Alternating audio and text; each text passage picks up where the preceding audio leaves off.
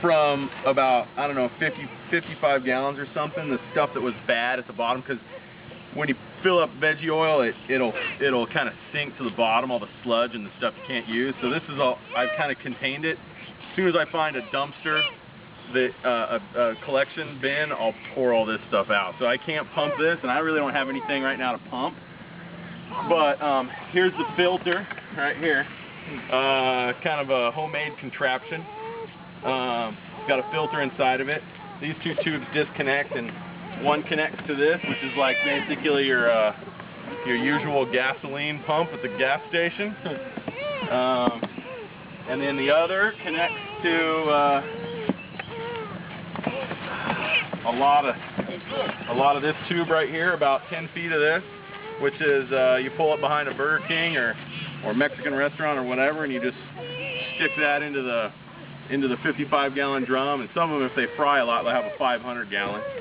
And that's good because the bigger the tank, the more it's going to settle, and then the stuff on the top is the good stuff because all the other stuff is settled. And you just stick that in there and start pumping. I've got a little lawn and garden battery that I use in here. Here's a slightly used filter, and I've heard and I've seen guys that use socks to filter it. You just take a couple socks, you know, tube socks, and you know, these used to be blue, and they held Dr. Pepper concentrate. So for about the first 1,000 miles, it smelled like Dr. Pepper when I did this.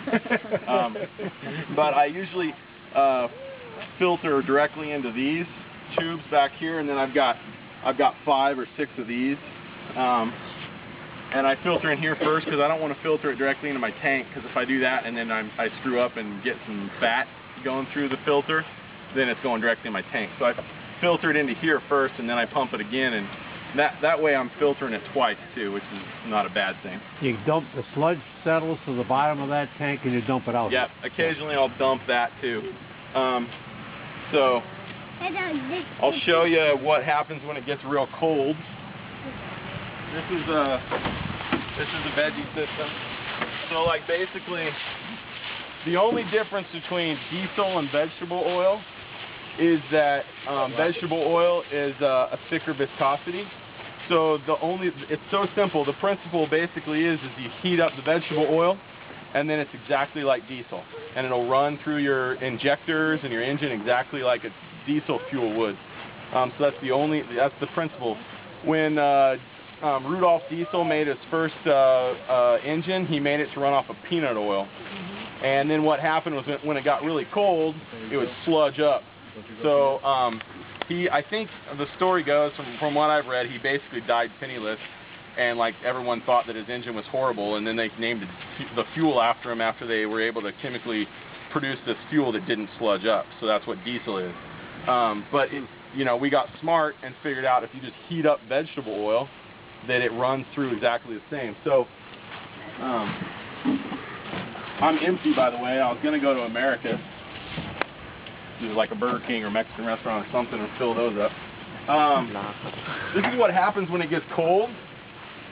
Down here is still cold. Up here is like you want your vegetable oil to look as close like honey as you can. So I usually filter a little bit into this container, and then when I change my veggie filter, which is right here, I can fill it up with this so that there's not air bubbles in the system. This is my veggie tank here. It's 45 gallons, and I've got a bunch of extra filters. Usually these veggie oil filters, depending on the quality of the grease, last about 800 to 1,200 miles. And then basically what will happen is when I take off from a stop or a light, it'll just die on me. And that means that it just can't get any fuel through that filter. So I just take that filter off and put a new one on. I still have the capacity to drive on diesel. So I have my 80-gallon diesel tank, which is on the other side up front. And what I do is I start on diesel, get the engine temperature up to about 180 degrees, which that tells me that the coils that are behind this tank have heated up to the point where I want it, and the oil is basically thin enough to now go through my engine. And then there's this thing here on top, and you guys, I'll leave this open so if you can't see, you can come and look. this block on top is a heating element. So the fuel goes through that and gets heated again when it goes through the filter. And then it comes through. Is that electric? Yes, yeah. And then it goes through the wall here. And there's like a solenoid that basically has like 2 bolts. And when one of them's down, veggie oil comes through the other one.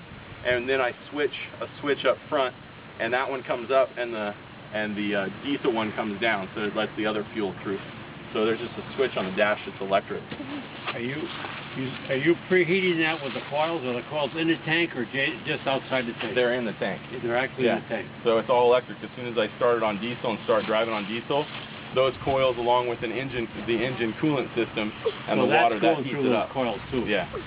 So it heats it up, and then before I turn it off, I just flip the switch back to diesel and run diesel through it for a couple minutes so that the veggie oil isn't in the injectors, because then it can harden.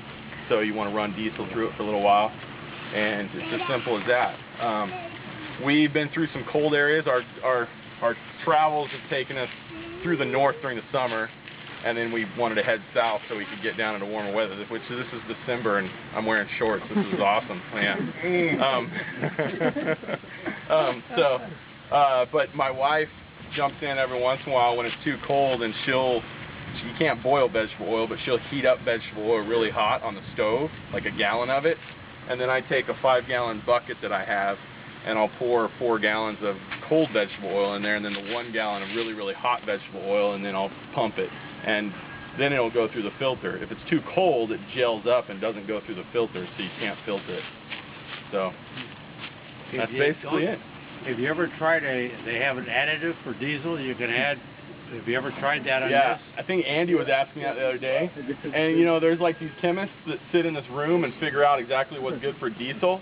You know, it may like crystallize the vegetable, I don't know. So there's not many studies that show if the additives are good for vegetable oil, and I'm a little afraid to put it in my tank. What do you got in here, Cummins or what? It's a Cummins 5.9 liter. Have you had any conversation with Cummins about this? I mean, no, and the one diesel mechanic I've ever went to when I had a problem in Virginia, he chewed me out a little bit. He's like, you can't do this. And I'm like, well, I've went almost 9,000 miles on it, so I think I can. You know, and the problem that I had, why I took it to the mechanic, he finally at the end said, you know what, it had nothing to do with the vegetable oil. So, you know, if you stick to those principles of starting it and heating it up to the right level, and then turning it back to diesel and running diesel through it enough, the last time it should work. The last time I filled this thing up on diesel was in Denver. So I've been running on free vegetable oil from behind restaurants for basically 9,000 miles. So you really don't care how many miles per gallon you're getting because it's not costing anything anyhow. Exactly. Yeah. So I just lead foot it. But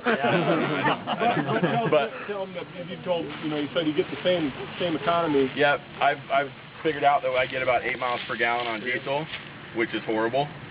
But I get 8 miles per gallon on veggie oil too. So, but veggie oil is like gold. You know, like we'll be driving down the road and I didn't even know where they had the vegetable oil before this, and now my son actually is like, there's some vegetable oil, Dad. There's some more vegetable oil, Dad. As we're driving. So, and then as far as torque and power, when I flip that switch, I don't feel a lag. I don't feel any difference at all. So the only time I feel a difference is when that filter is clogged, and that's just a quick fix.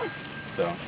Is there a resource that you read to know all of this, and you actually made this then? I heard about it through a book, and then it was called Irresistible Revolution by Shane Claiborne. I heard about some people doing it, so then I looked into it and there was this one called Frybrid instead of hybrid. It's fry for oil, Frybrid. And so I went to theirs. They had a lot of frequently asked questions that solved a lot of my questions and problems I had. And then I went to a place called Green Eye Autos in Eugene, Oregon, and they did a lot of education, and they did most of the conversion. But I've been working on it for 9,000 miles, so I kind of know the system too pretty well by now. But yeah, it was just like I heard about it, and I'm thinking if we're going to do this, if we feel like God's calling us to sell everything and buy an RV and travel the country, I better do it cheap. And plus it reduces carbon emissions by 75%. So obviously that was part of it too. Congratulations. Yeah. It's I feel like for the first time in my life I'm kind of like on the cutting edge of something. You know? So anyway, any other questions? Cool. Feel free to check it out and look at it if you're like to look at mechanics and stuff.